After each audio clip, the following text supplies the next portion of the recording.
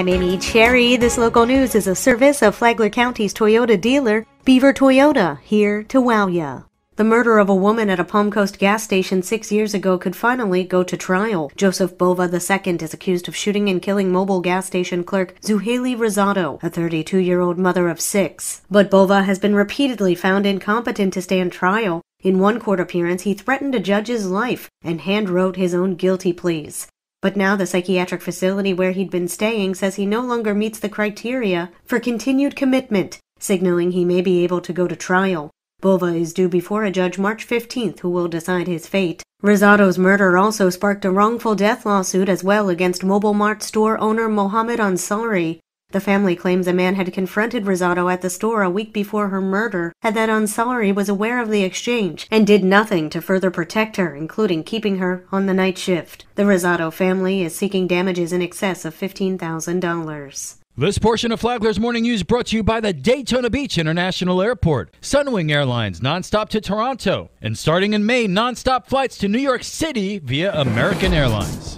There's been a dramatic drop in crime over the past year in Flagler County. The 2018 Uniform Crime Report compiled and submitted to the Florida Department of Law Enforcement by the Flagler County Sheriff's Office shows a significant decrease between 2017 and 2018. Flagler County Sheriff Rick Staley. Crime in 2018 was down 22%. Our violent crime was down 16.3%, and our property crime was down 24.7%. At the same time, arrests of offenders was up 15%, and our case clearances were up 32% from 2017.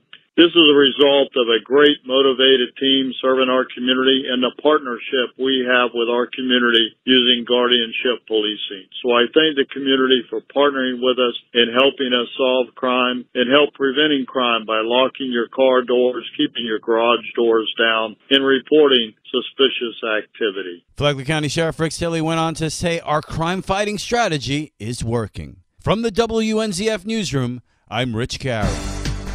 Palm Coast residents want more jobs and more businesses. At least that's what they said in a citizens survey. More than 5,500 residents completed the online opinion poll. That's an increase from 30%. But the survey is only reaching a certain segment of the population, with 65% of respondents aged 55 or older, and 87% of them homeowners. City officials say many made it loud and clear they want to see new businesses coming to town center. Some also identified adding adequate jobs as the city's #1 challenge. Councilman Jack Howell says the city has a reputation for not being very business-friendly, so they'll have to work to shed that image. When asked what might cause them to move from Palm Coast, residents said housing is too expensive and there's too little activities. Some said they'd like to see Palm Coast grow similar to Daytona, but they cautioned smaller. As for city services, the Flagler County Sheriff's Office got an overwhelming endorsement, with 82% of respondents saying they feel safe in their neighborhoods. Officials will use the survey results to help create their strategic plan, which they'll adopt in April.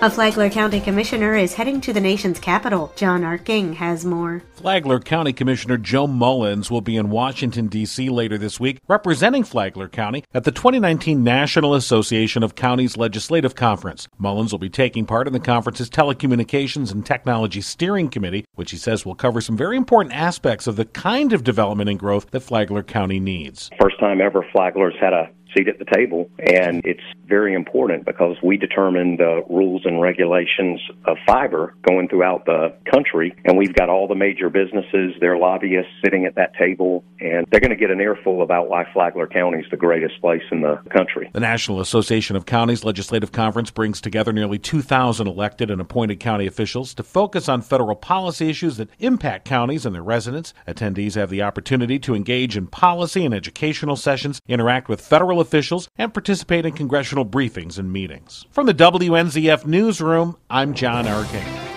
What does Senate Bill 350 actually say? The 2019 version of Florida Senate Bill 350 reads paraphrased like this: an act related to impact fees prohibiting local governments from charging impact fees for certain developments, providing an effective date. Senator Travis Hudson will introduce the bill next week in the Florida legislature. He said that right now, he just wants to get the bill on the books. I don't want to mess with the scale of what affordable housing is right now. I just want to make sure that we're keeping it affordable and giving flexibility to local governments. Senate Bill 350 calls for doing away with impact fees for affordable housing developments. Hudson said that with the money spent on impact fees right now, affordable housing is not affordable. If it passes the legislature, the bill takes effect on July 1st this year. Tomorrow, who wants affordable housing next door? From the WNZF Newsroom, I'm Deb Albertson. And now you're up to date on Flagler's Morning News. I'm Amy Cherry.